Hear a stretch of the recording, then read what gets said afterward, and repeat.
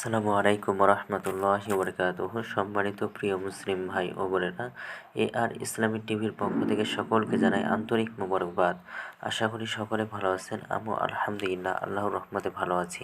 আজকে আপনাদের মাঝে আলোচনা করব রোজায় যে আমলটা করলে ৭০ গুণ ৭০০ গুণ সওয়াব পাওয়া যায় সেটা সম্পর্কে আলোচনা করব। তো প্রত্যেক নেক আমলের বিভিন্ন ফজিলত এবং সওয়াব রয়েছে, যার দ্বারা মহান রব্বুল আলামিন আমলকারীকে পুরস্কৃত করবেন।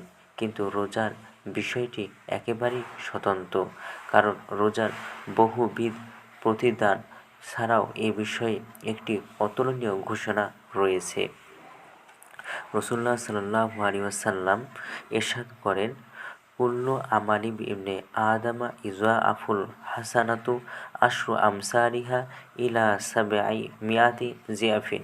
ক্বালা আল্লাহু আযজা ওয়া জাল্লা ইল্লা সাওমা ফাইন্নাহু লি ওয়া আনা আজরি বিহি। মানুষের প্রত্যেকটি আমল বৃদ্ধি করে দেওয়া হয়। একটি নেকি সওয়াব 10 গুণ থেকে ক্ষেত্র বিশেষে 700 গুণ পর্যন্ত বৃদ্ধি করা হয়।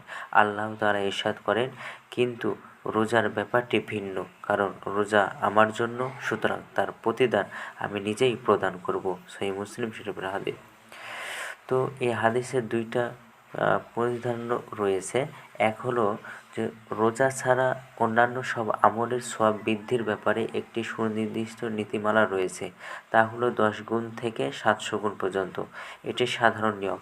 আল্লাহ তাআলা চাইলে বিশেষ ক্ষেত্রে এর চেয়েও বেশি প্রদান করতে পারেন, তবে সাধারণত সব আমলের সওয়াব এই নীতির মাধ্যমে নির্ণীত হয়। কিন্তু রোজার বিষয়টি স্বতন্ত্র, কারণ এর সওয়াবের নির্ধারিত কোনো সীমারেখা নেই, বরং আল্লাহ তাআলা নিজেই এর সওয়াব প্রদানের ঘোষণা দিয়েছেন। এর পরিমাণ যে কত হবে তা একমাত্র তিনিই জানেন।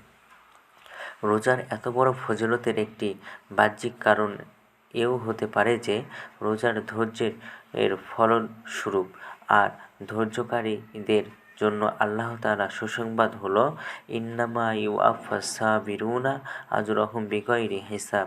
ধৈর্য ধারণকারী অগণিত সওয়াবের অধিকারী হবেন। সূরা জুমআ। 2 নম্বর কারণ হলো যে সব ইবাদতই হলো আল্লাহর জন্য।